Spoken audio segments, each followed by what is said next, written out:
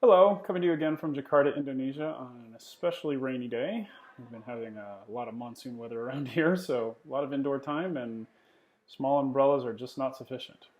What I want to talk to you about today is kind of an introductory vlog to a series that I'm going to be posting over the next few weeks or month or so, talking about educational technology leadership. So I've been thinking about it quite a bit over the last year about what are those skill sets that you need in order to be a successful educational technology leader, be it in a district or an international school like I am, or doing policy work, whatever it is. What are those things that you have to know and understand and have a level of skill and competency um, in order to be effective? And the reason I'm going over this is because I think that there's a lot to be discussed within this space, especially as the educational technology leadership jobs open. There are schools all over the world, especially ones in the United States, where they're hungering for people that can be leaders of this very complex field. I mean, we're not just talking about technology, we're not just talking about computers in the hands of students. There's an interplay there that requires a kind of a unique set of skills. I mean, if you really want to know the inner workings of a school, you can go talk to the EdTech department and you really understand because they have fingers into everything. Be it operations or pedagogy or governance work, I mean, whatever it is.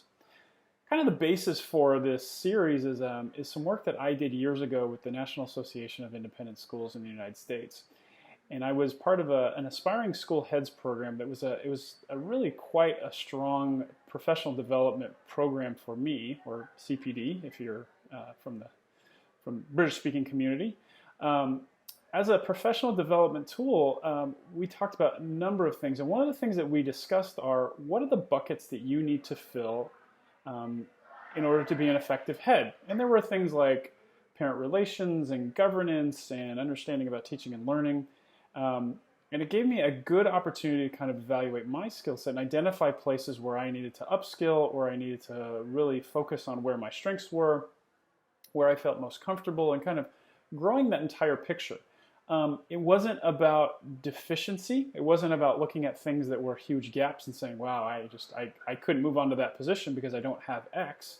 It was finding ways to complement my skill set internally where I could find PD to upskill a little bit, but then also looking for team members within the EdTech teams or within the leadership teams that I was working with that would complement those needs that I have. So it was incredibly valuable. So what I've done now is I've created a set of 6 different areas that I think are kind of those foundational areas needed for educational technology leadership. And my plan here is pretty simple. I'll give you an introduction to them today, very quickly, just kind of describing the 6 different areas. And if you go onto my blog, you'll be able to read a little bit more about the introductions and get some more information. And then what I'm hoping to do is to do subsequent videos on each of the 6 different areas, so that we can go in depth and have a discussion about what do these things mean in general, what do they mean in terms of educational technology leadership, and how does one identify their own skills and upskill if needed. So let me go through the 6 different areas of the 6 different tenets of educational technology leadership. The first one is leadership on its own. That untenable, that ununderstandable concept of what it means to be a leader. Specifically a leader in an educational context, which I think is a little bit different than, say, sports leadership or corporate leadership. One needs to be a leader in an educational technology space in order to be able to push things forward and to get people on your side. Kind of on the flip side of that, the second one that I'll mention is management. And management to me is much different than leadership. They do go hand in hand and they do have complementary skills, both of which are required for leaders to be effective, but they're much different. Whereas I see leadership to be inspiring, to be strategic and visionary, I see management to be more around operational, around ensuring things are completed, process and procedure. Both of those skills are very important. Next is an understanding of information technology.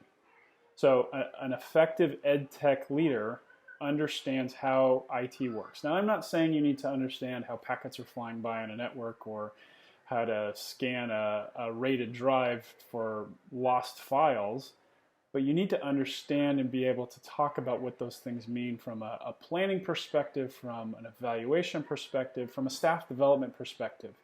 You need to understand what your network administrator is talking to you about. You need to understand how changes in information technology or the requirements of that information technology will affect the decisions that you're going to make on a day-to-day basis and the plans and strategies you're going to have going forward.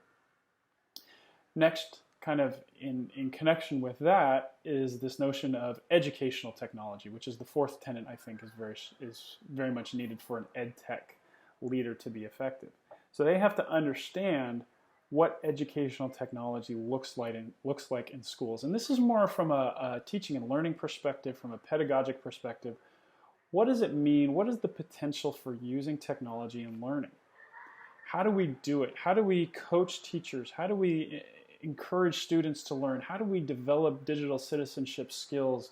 What is that interplay of resources and materials with the teaching and learning practices and the assessment models and the assessment tools that we have? How do you take the pedagogy, go drill down to the student level, and take the 10,000 foot level of what does teaching and learning look like with technology in the hands of students? Next, kind of as a more broader approach or a more broader understanding of how things work, the third tenet that I talk about quite a bit is systemic thinking. And if you look at a lot of the other programs around educational leadership, even my doctoral studies when I was doing Ed Leadership, or some of the other EdTech Leadership programs around there, systemic thinking is not necessarily pulled out. It's kind of an inherent discussion. It's an inherent or embedded topic within what they're talking about, that people need to understand how everything works together.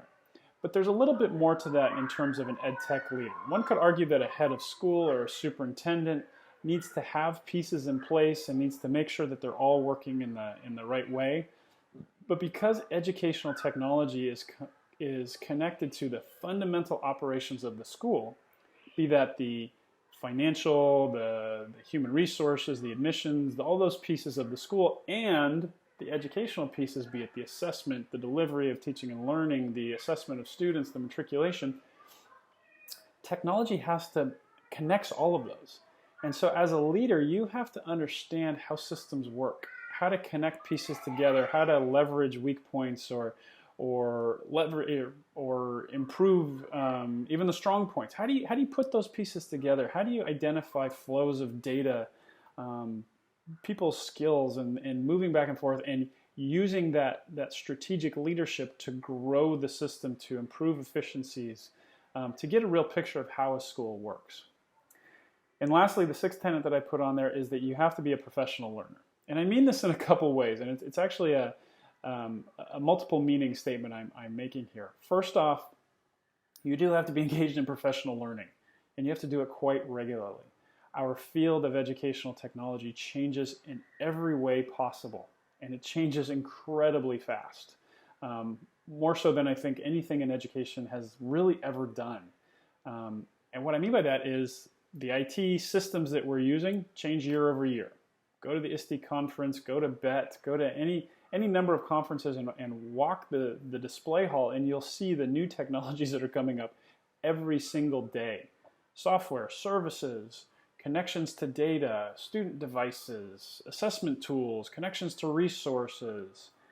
But then with that, technology has also sped up the changes to pedagogic learning and pedagogic understanding, connections to libraries, all these other pieces where we're having more in-depth conversations about constructivism and student-centered learning, project-based learning. And as soon as you get your head wrapped around one of them, it seems like it's been altered in some way because we found there's a better leverage point to increase student performance. So you have to be on top of that. You have to be engaged in professional learning quite regularly. But even more so, it has to be a job for you.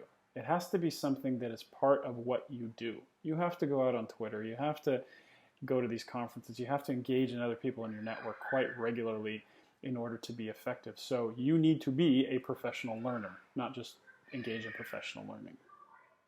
So those are the 6 tenets that I'm going to be talking about over this series: leadership, management, information technology, educational technology, systemic thinking, and being a professional learner. Now, this is all coming from my experiences and my work with schools around the world, my consulting work, my work directly in the schools that I've been in, working with students and teachers and kind of growing myself as a leader. I'm drawing on some experiences I've had in other trainings, but do know that this is not the end-all be-all of educational technology leadership. There are a number of resources out there, and I would recommend that as you get more interested in this topic or trying to move forward in your career, take a look at some of those other resources and perhaps look at other certifications, take other classes, and find out more about how people do this job on a small scale basis, perhaps running a department to running a gigantic district, or even working in a ministry of education or the Department of Education. How do they approach this type of leadership, and how do they upskill? How do they ensure that they have all of these 6 areas accounted for? So keep your eye out as I continue to build this series. I will release these one by one. I'm not exactly sure what the order they'll come out. There is also an accompanying blog where I go into additional resources and kind of go into a little bit more detail on each of these items in a text format, not in a video format. So take a look at those as they come out. And please, as you're going through this, if there are pieces of information that you find to be a little vague, or maybe you don't agree with, or you just want to share some comments, please share them below, or send me a note, or follow me on Twitter, or whatever it is. All right? Have a great day. If you're in Southeast Asia with me, try and stay dry. If you're in the rest of the world, do whatever you need to do. All right. Have a very good day. Take care.